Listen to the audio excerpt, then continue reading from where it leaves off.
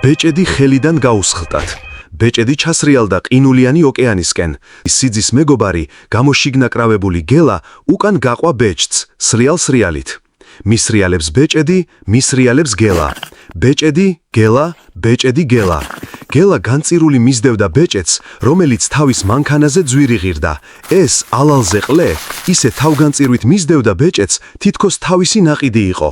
სტუმრებმა შეჰკივლეს, გელა, ნელა, ნუ დაიმტრევ თავპირსო. პატარძალმა მიდი გელა, ბოლომდე გოუთამამდი ეგ ბეჭედი ჩემ თითზე უნდა დაბრუნდესო. სიძემ თავს იკლავს ეს ალალმოტყნულიო. ბეჭედმა აისხლიტა და ჭყლუფ, ცივ წყალში ჩაჭყაპუნდა. გელამ, მოდი აქ ვერსად დამემალებიო და გადაეშვა მდინარეში. ამოაყურყუმელავა გელამ ხელში ბრილიანტის ბეჭდით. პატარძალი ტიროდა სიხარულისგან, სიძე ჩაჯმული იდგა. გელა კანკალებდა ყინვისგან, სტუმრები ტაშს უკრავდნენ.